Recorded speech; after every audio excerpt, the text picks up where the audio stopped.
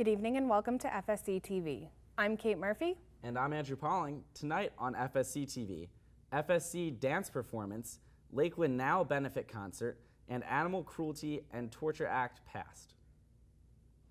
From Studio A on the campus of Florida Southern College, this is FSC TV.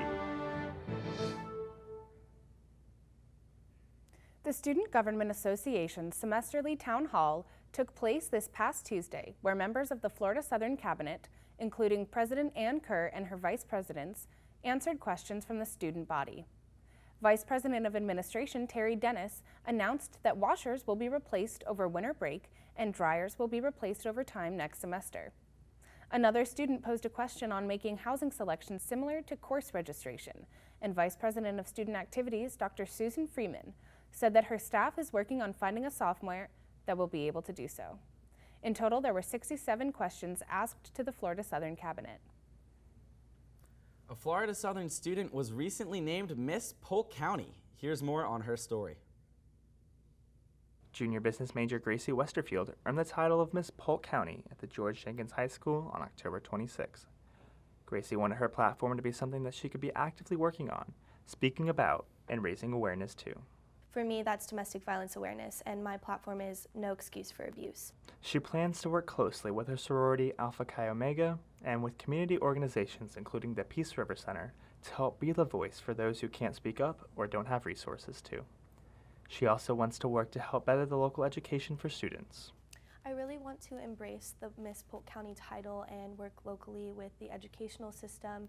Hopefully I can sit in on an education board meeting and see what they're implementing in the schools. I want to go and speak to students of all ages. If I can get into an elementary school, a middle school, and a high school, that's my personal goal. Gracie will compete at the 2020 Miss Florida pageant on June 26th through the 29th at the RP Funding Center. Florida Southern College alumni Megan Price was named Miss Lakeland and will also compete in the Miss Florida pageant. The grand opening for the newest on-campus dining option introduced Steak and Shake to the Florida Southern community. The shakedown featured festivities including giveaway prizes, a live DJ, and a photo booth. Following the ribbon-cutting ceremony, staff and students handed out free shakes to students waiting in line. Dr. Ann Kerr, Director of Food and Services Tim Rabel, Student Body President Arjeet Tipernini, and Moccasin cheerleaders were all in attendance. In honor of President Kerr, the franchise offered students the opportunity to order the Kerr Combo, a double steak burger and fries, during the event. Steak and Shake's current hours will resemble those of Winnie's Bistro. FSC's annual dance performance will take place this Saturday, November 9th from 7:30 to 9 p.m. and on Sunday, November 10th from 2:30 to 4 p.m. at Branscombe Auditorium. FSC dance students will be performing choreography ranging from ballet to modern dance. The performance will showcase works from FSC faculty and guest artists. Students need a ticket in order to attend, and this event will count towards the Fine Arts Passport credit.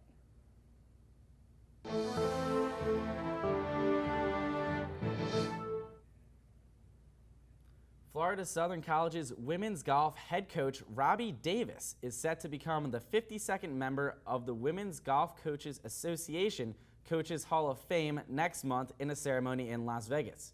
In his 23 seasons as head coach, Davis has led the Mocs to 4 national championships, 5 runner-up finishes, and to postseason play 19 times. He has been named National Coach of the Year twice and the Sunshine State Conference Coach of the Year 7 times. He is the first Florida Southern women's golf coach to receive this honor from the WGCA. Men's soccer will start the Sunshine State Conference Tournament on Monday as they take on Palm Beach Atlantic. Women's soccer finished their season last night with a 4-0 win over Tampa. They end their season with a record of 5-8-2. Volleyball has their senior night tonight at 7 p.m. in the Jenkins Fieldhouse. The Mocs dropped their contest to the reigning national champion Tampa Spartans on Tuesday by a final of 3-1. Cross country will compete in the NCAA South Regional Championships this Saturday at Holloway Park. Basketball will start their season this weekend as the men take on Delta State on Saturday on the road and the women take on Alabama Huntsville on Friday in the Jenkins Fieldhouse.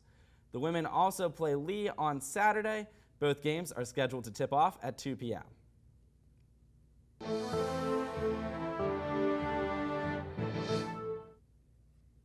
The City of Lakeland went to the polls on Tuesday to vote on 2 City Commission seats and 3 amendments. In the race for Lakeland's at-large commission seat, no candidate received a majority vote, resulting in a runoff election to be held on December 3rd. Chad McLeod and Carol Phillipson received the highest amount of votes out of the 4 candidates running for the position. McLeod received 40.7% of votes. He is the owner of the public relations firm McLeod Communications and previously served as an in-state aide to the Republican U.S. Senator Mel Martinez. Phillipson received 31.4% of votes, and she currently sits on the board of directors for the city's Police Pension Fund and Lakeland Vision. City Commissioner Bill Reed was re-elected for a second term after receiving 70% of votes. He said to the Ledger, quote, "I'm glad the voters condone what I've been trying to do, and I hope we can continue the next 4 years," end quote. 3 amendments were on the ballots, with only one being rejected by voters. Amendment 1 will update the language of the city's charter. Amendment 2 reduced term limits to 12 years. Amendment 3, which was rejected by 64% of voters, would have loosened restrictions on selling Lakeland electric and water plants. After 2 weeks of negotiations, the school district and Polk Education Association reached a provisional agreement to freeze teacher salaries and health plan payments for the 2019-2020 school year. Teachers in Polk schools will not be receiving a higher salary as many aspired for, but will also not be paying higher costs for their health plans. PEA President Stephanie Yacum said even a small increase in salaries for teachers would have also led to a crippling increase in insurance premiums. School board member Sarah Fortney, however, voiced her disappointments. She said, quote, "Staff salaries and benefits should be the first thing budgeted for, not fighting for leftovers," end quote. Bella News Aid is a benefit concert that helps raise funds for Lakeland Now, a nonprofit local journalism organization, on November 8 from 7:30 to 10:30 p.m. The event will feature music from local artists such as Font, Emily Jones, members of the ISO, and the Munn Saints.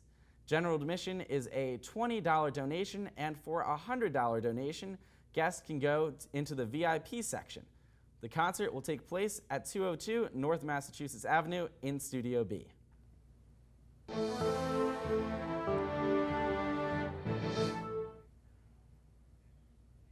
A study titled "World Scientists' Warning of a Climate Emergency" is exactly what it sounds like.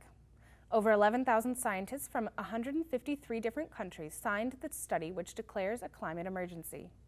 The study, unlike most, listed measures and policy, as well as used definitive language about the world's climate crisis. Along with simplistic infographics, they touched on subjects such as food, economy, and population. Some suggested measures linked with the environment include a reduction in eating meat-based foods, restoring ecosystems, and protecting forests. Suggested policies include achieving full gender equity, making family planning services available to all people, and prioritizing human well-being over money. In a historic change in the Virginia legislature following Tuesday's election, the federal Equal Rights Amendment may pass with the Democratic control of the state legislature. If passed, Virginia would be the 38th state to ratify the amendment, allowing a push to add it to the United States Constitution. The amendment's main clause reads, quote, "Equality of rights under the law shall not be denied or abridged by the United States or by any state on account of sex," end quote. Critics of the amendment fear it would roll back protections on women, likely include women in a draft, and end advantages they hold in legal disputes. A bipartisan bill named the Preventing Animal Cruelty and Torture Act was unanimously passed in the Senate. The bill will allow animal abusers to face fines and up to 7 years in prison as a federal felony punishment, aimed at increasing penalty for people who make crush videos, which show animals being harmed and tortured. The bill does not apply to people who hunt, trap, fish, or kill animals for food, among other exemptions. Kitty Block, chief executive of the Humane Society, and Sarah Amundsen, president of the organization's legislative fund, jointly said, quote, "The bill now heads to President Trump's desk, and we hope he will quickly sign it into law," end quote. And that's your news for this week. We'll be back with you guys next Thursday at 5 right here on FSC TV. I'm Andrew Pauling. And I'm Kate Murphy. Until then, you can follow us on Twitter at TV_FSC or on Facebook at FSC TV.